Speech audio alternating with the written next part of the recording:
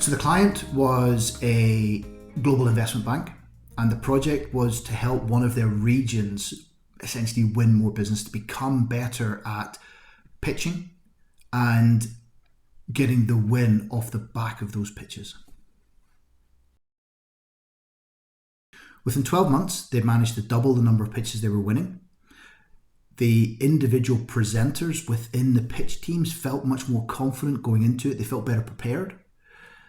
Their preparation process became a lot less last minute and panicked, and they actually took their time to get things right, have rehearsals, etc., which is now part of their DNA for preparation for all their pitches.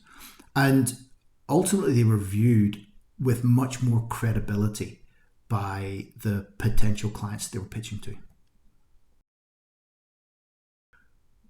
We worked on two areas with the people involved in the pitches. The first one was in terms of the structure of what they were saying. They were very, very good at their day job. Technically excellent. You couldn't kind of question that. But when it came to how do you communicate that, they went very much down the line of saying, here's a bunch of stuff I want to tell you and let me tell you it. And it was all based on them. So the start would very often be, let me tell you all about us. Now, if anybody's ever presented to you in that way, you kind of sit there and go, yeah, okay, well, what's this mean for me? What's in it for me?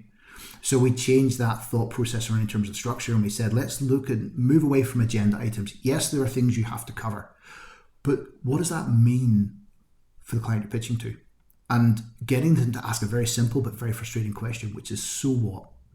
That was probably the biggest structural change, was taking it away from being a factual presentation about what they could do to actually being, how can we address your needs? How can we work with you to get what you want to achieve off the back of it? So that was the structural part. And that was over 6 to 8 months of looking at the process for preparation, of working through that with them, of looking at the individuals and getting them again, because if you think it's a pitch team. So in that environment, you have somebody leading it, other people supporting. So making sure that those supporting people also had the right structure, and the person leading it started with in the right way throughout preparation, and then also in the actual pitch itself. So that was the what are they saying part. The other part that we worked on was, how did they present? So trying to get them away sometimes from all the time, which when English isn't your first language, because if this is kind of the region we were working in, the ums and ers often come in because people are hunting to find the word they're looking for. And so they, now, you're never going to get rid of them 100% of the time. That's not what happens with this, but it's about eliminating it and using the silence effectively. So there was elements like that. There are also things around the what they said and how they delivered it. So did they appear confident? They all got employed by this investment bank. They could interview, they could communicate, they could present. But when the pressure comes on, sometimes that doesn't follow through. So we work with the individuals to help them perform, present, communicate at their natural best.